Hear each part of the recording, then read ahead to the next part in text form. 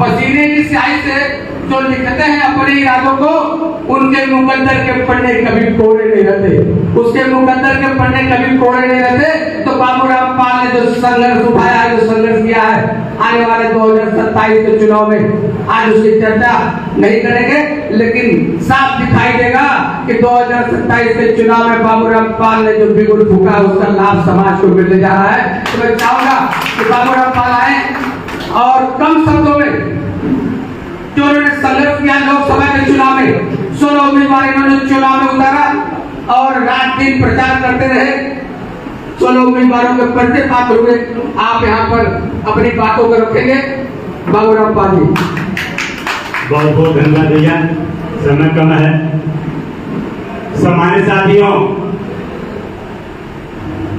आज इस गुरु पूर्णिमा के शुभ अवसर पे जिस भूमि पे पाक सेवा संस्था द्वारा कार्यक्रम आयोजित है, हमारे लिए यह भूमि, अरे हमारे लिए यह विद्यालय, अस्मिता विद्यालय की जो भूमि है, यह भूमि हमारे लिए गुरु से भी बढ़कर की यह भूमि है। यह भूमि हमारे लिए माँ और पिता के समान यह अस्मिता विद्यालय की भूमि है।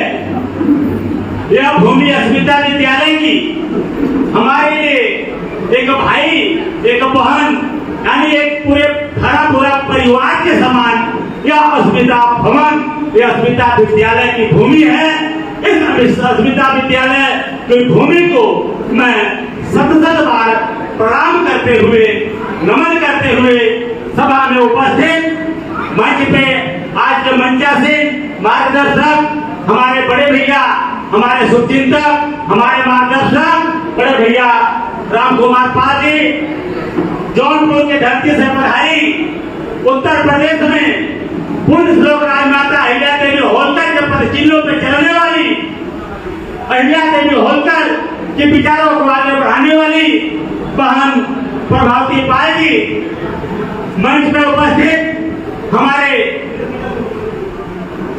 दिल के नजदीक रहने वाले हमें मामूली सा व्यक्ति को पाक सेवा संस्था में जोड़ करके आज राजनीतिक बनाने वाले हमारे बड़े भैया राधेश्याम पाल जी, मंच पे उपस्थित हमारे गड़िया धनगर समाज के युवा नेता, क्रांतिकारी वक्ता भाई पीवी कोकरे जी, मंच में उपस्थित पाल एकता मंच के राष्ट्रीय अध्यक्ष माननीय छेलाल पाल जी, सामाजिक संस्थाओं को एक दिशा देने वाले पाल सेवा संघ के संस्थापक सचिव, हम सभी के मार्गदर्शक परम सम्मानित ईश्वरदेव मास्टर साहब, हमारे सामाजिक क्रांति में साथ में कंधे से कंधा मिलाकर चलने वाले हमारे बड़े भैया, आज के कार्यक्रम के आयोजक, संयोजक, संचालक रामलखन पाल जी, तो जिसमें ज्ञान कहे जाने वाले हमारे संघर्ष के साथी, हमारे दाहिना भुजा बिरहा सम्राट परम सम्मानित भाई भैया लाल पाल जी, सभा में उपस्थित सभी बड़े बुजुर्ग, नौजवान साथियों, प्यारे बच्चों, माताओं एवं बहनों, मैं आप सभी का दिल की गहराइयों से स्वागत, वंदन, अभिनंदन करता हूँ। सम्मानित साथियों, हमारे मंच से तमाम वक्ताओं ने अपने अपने वक्तव्य को रखे, सर्टिफिकेट बने, फिर सर्टिफिकेट का इस्तेमाल कैसे हो, बच्चे पढ़े तो बच्चे पढ़ करके कौन सा दिशा तय करें। बहुत ही अच्छा विषय आज का लिया गया और इस विषय को लेने के लिए आज के कार्यक्रम के लिए इसके लिए मुख्य भूमिका अगर किसी की रही है, हमारे परम भाई समाज के सुप्रसिद्ध समाज सेवक भाई ललन पाल जी की भूमिका रही है। ललन जी के कहने के हिसाब से आज का यह कार्यक्रम की रूपरेखा दी गई थी। हमारे साथियों, मंच पे बहन प्रीति पाल जी उपस्थित है, देश भी सही लेकिन दुरुस्त समय पर आई है। यह भी जौनपुर की धरती पे, मैं कहता हूँ कि जौनपुर की धरती उत्तर प्रदेश की ऐसी धरती है जहाँ से हमारे बहने समाज का राजनीतिक मान, सम्मान, स्वाभिमान आगे बढ़ाने का काम किया है।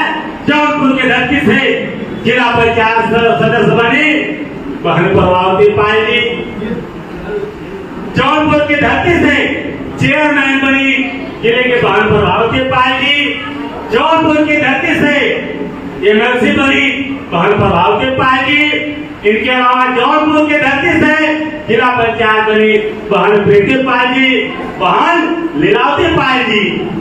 लेकिन हमारे जौनपुर के भाइयों ने, हमें नहीं लगता है कि कोई जिला पंचायत या चेयरमैन और विधायक बन पाया।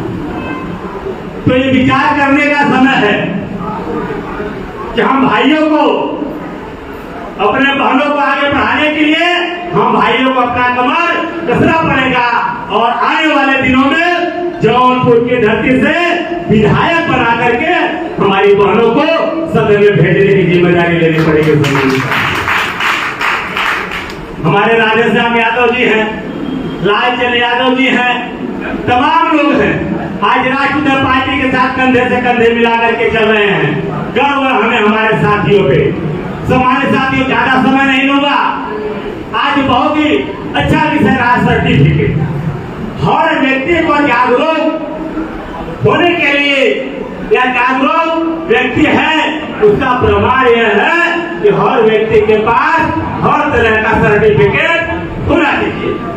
कास्ट सर्टिफिकेट होनी चाहिए, ड्राइविंग लाइसेंस होनी चाहिए और राशन कार्ड के अलावा जितने भी कार्ड है, जितने भी सर्टिफिकेट है, एक जागरूक नागरिक, एक जागरूक भारतीय नागरिक होने का वह सारा का सारा सर्टिफिकेट हर व्यक्ति के पास होना चाहिए।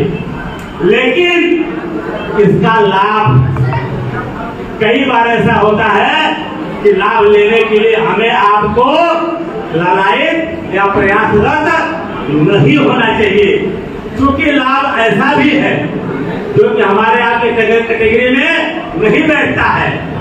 अब आप फर्ज करो विधवा पेंशन मिलता है, अब का पेंशन के लालच में कोई भी व्यक्ति ऐसा होना चाहेगा क्या?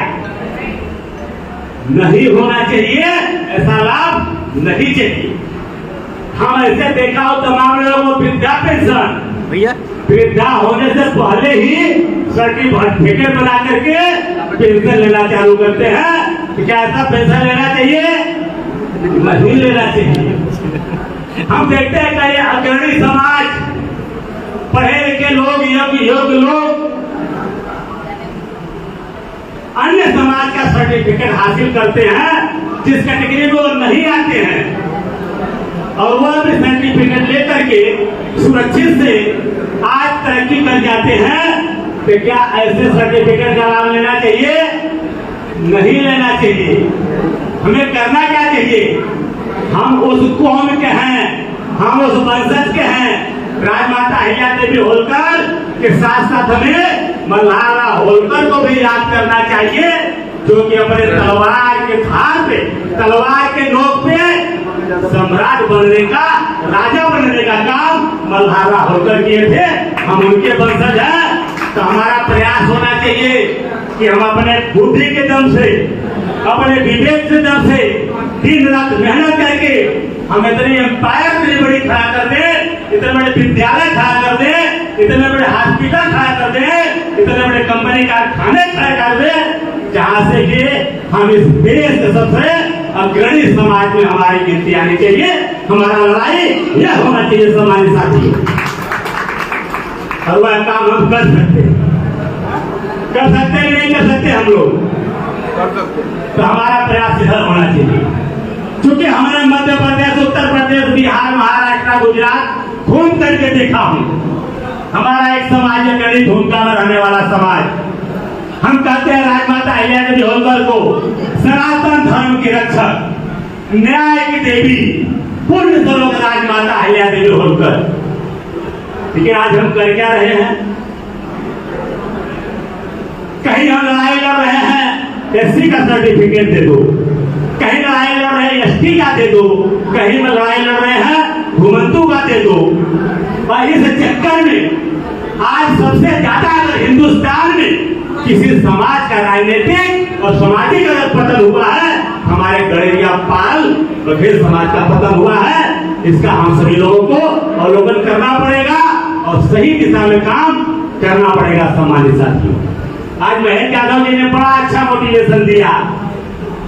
बच्चा कहा कि गाड़ी बड़ी होनी चाहिए, लेकिन वो गाड़ी किसकी होनी चाहिए? खुद की होनी चाहिए। हमारे लोग विधायक सांसद होना चाहिए, लेकिन विधायक सांसद किसके होना चाहिए? आपके खुद के पार्टी से होना चाहिए विधायक सांसद, तब आपका ताकत बढ़ेगा। दूसरे की पार्टी के विधायक सांसद बना करके आप गुलामी पैदा करोगे, चर्चाई पैदा करोगे, वो नेता नहीं बन सकता है। बन सकता है, नहीं बन सकता, तो अपनी पार्टी से करना पड़ेगा। जिस तरीके से बड़ा अच्छा मोटिवेशन रहा, मैं धन्यवाद देता हूँ बड़े भैया राम लखन भाई जी को और इसको मास्टर साहब को, कैसे मोटिवेशन को लाए, जिन्होंने हमारी आंखें खोल दी। हमारे साथ ज्यादा समय में नहीं ले रहा हूँ क्योंकि समय कम है, लेकिन फिलहाल यह मुंबई की धरती से हमारे समाज के लोगों ने, चाहे किसी भी जिले के निवास करते हो, आज एक छोटे से अनाथ व्यक्ति को जो पेशे से ड्राइवर रहा है, ड्राइवर के साथ साथ बिजनेसमैन हुआ, बिजनेसमैन के साथ साथ पास सेवा संस्था से जोड़ करके सामाजिक बनाने का काम किया और पास सामाजिक बनने के बाद आज एक राजनेता बनाने का काम हमारे समाज के लोगों ने किया है। मैं आप सभी का तहे दिल के साथ आभार प्रकट करता हूँ सम्मानित साथियों, और हमें पूरा आशा है, पूरा विश्वास है, जब आपके भाई की गाड़ी अगर कहीं रुकेगी, अगर आर्थिक समस्या कहीं अगर आएगा, अगर मनोबल कहीं हमारा झुकेगा, तो हमारा यह समाज, हमारा यह भाई तन मन धन के साथ हमारा सपोर्ट करेगा, राष्ट्रीय पार्टी का सपोर्ट करेगा। यह हमें अटूट विश्वास है समाज साथियों। ये विश्वास हमारा सही है कि गलत है? और आज छठा स्थापना दिवस 2 अक्टूबर को राष्ट्रीय पार्टी मनाने जा रही है। इतने कम समय में राष्ट्रीय पार्टी उत्तर प्रदेश के साथ साथ देश के अन्य प्रदेशों में भी अगर कोई अगर राजनीतिक नेता अगर राष्ट्रीय स्तर का होगा, वह आपके भाई बाबूराम पाल और राष्ट्रीय पार्टी को जरूर जानता होगा। और उत्तर प्रदेश का जर्रा जर्रा और बच्चा बच्चा आज राष्ट्रीय पार्टी को जानता है। तो सामान्य साथियों, आप लोगों के साथ और सहयोग का नतीजा है। इसी तरह आप लोग साथ सहयोग देते रहिए, हौसला बढ़ाते रहिए। आपको मैं विश्वास दिलाता हूँ कि 2027 के उत्तर प्रदेश के सरकार में आपके राष्ट्रीय पार्टी की भागीदारी होने जा रही है। सम्मान साथियों, यह विश्वास दिलाता हूँ। इसी के साथ पुनः अस्मिता विद्यालय की पावन पवित्र भूमि, क्योंकि हमने लगभग 20 साल इस भूमि में, इस विद्यालय में हमने दिया है। सुबह में 9 बजे से 10 बजे से आकर के रात को कभी 1 बजे कभी 2 बजे तक भी मैं यहाँ पे बैठे रहता था, यहाँ की गतिविधियां देखता था। यहाँ मैं आया था बस एक ट्रक और एक ड्राइवर के रूप में लाश लेकर के आया था। लेकिन कैसे आदमी को संगठन करना पड़ता है, कैसे समाज की सेवा करनी पड़ती है, कैसे देश की सेवा करनी पड़ती है।